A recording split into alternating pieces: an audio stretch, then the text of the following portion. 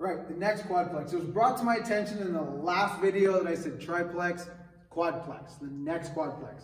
So the first exercise is going to be a lateral lunge to a drop squat lunge. So we're moving into the lateral lunge, crossing behind us, and doing a drop step lunge.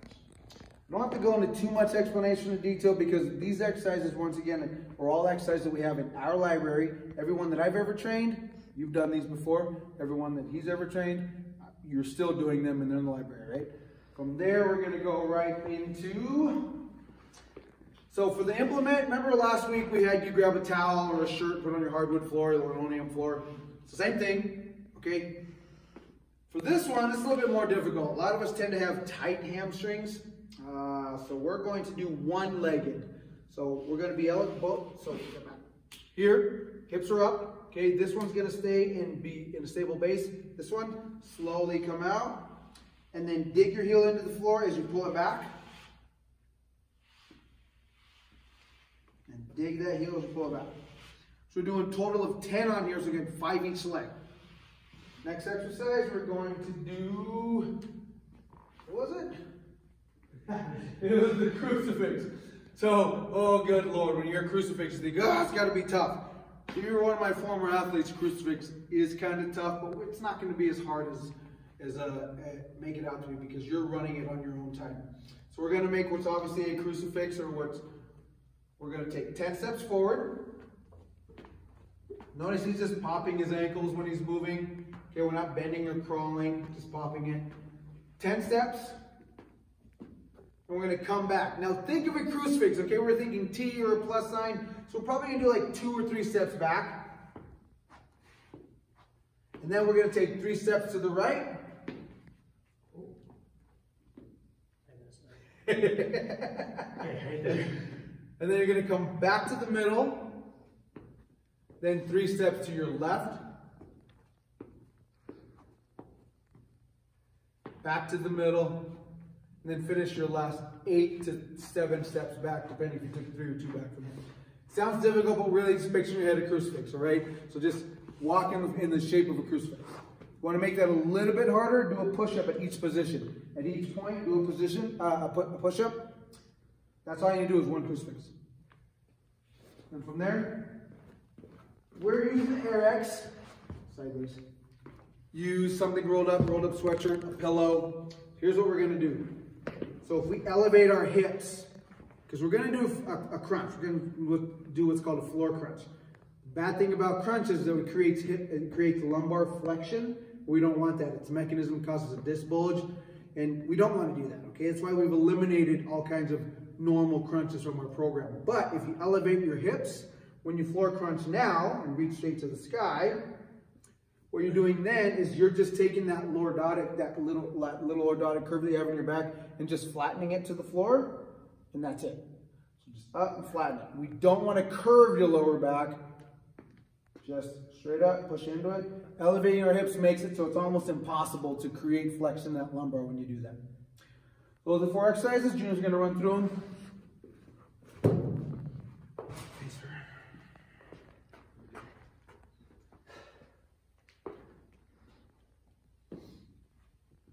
When we drop lunge, you're actually dropping into that foot, dropping into this heel. Take all the way, come down to that shin, and right into your heel. And we all know how we cue you on that lateral squat, sitting into that heel as well on the other side. 5, 5, total 10.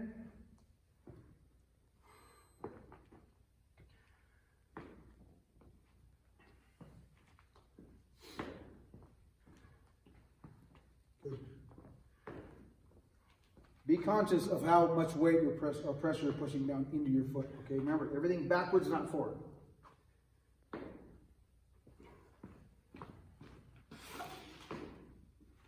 From there, grab your towel, sweatshirt, t-shirt, whatever you're using for your wood floor, linoleum floor.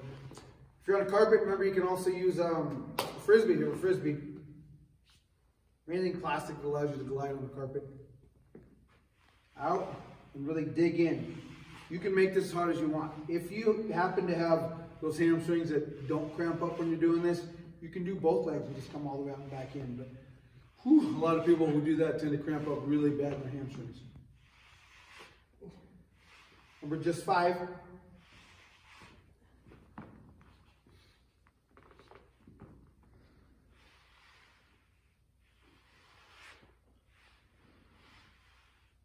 Good.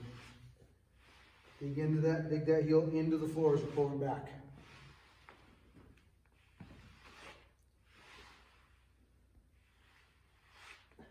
And from there into the crucifix, I told Junior to kind of pretend he was in his bed, in his living room. In his living room, this is as far as he can do it. 10 steps forward, 3 to the right and the left. Since you're only doing one crucifix, maybe you can challenge yourself and do a push-up at each position. When we did this at the gym, we didn't do, okay, you can do it. We didn't normally do one there. Did get one here though. Remember, when you're coming back to the middle, you're coming back to the middle, then create, then go in 3 more. It might look easy, but to keep your body and your core engaged this well, and to get all the movement and the push-ups, it's tough. We all ever made the kids do one crucifix. As far as I can remember. They may have done more, I'm not sure. There you go. And then from there, grab your pillow or whatever it is that you're using, your implement that you're using to elevate your hips. This is just 10 as well. Now, if it's too easy, don't necessarily try to increase the rep scheme first. Hold it longer up here. Come up, hold it for that 2-3 seconds. Believe me, if you're holding it, doing this correctly, 10's all you're gonna need, especially if you make this whole set unbroken.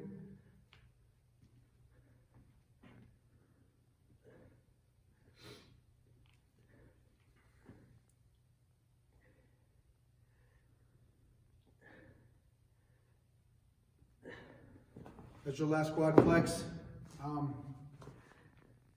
Again, run through all that. Do it in the time that you've been doing it. For those of you that have been doing it unbroken, you're already making it more difficult in different ways, like we said before. More reps, last rest, grabbing some weight, those milk jugs filling with water, okay? As always, I want to leave with a little quote. Now this one, I don't normally tell you who the quote's from, but this one is from a guy who, I want you guys, if you have an opportunity to research him, his name is Viktor Frankl.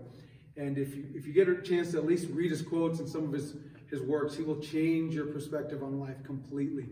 And this one reads, when we are no longer able to change the situation, we are challenged to change ourselves.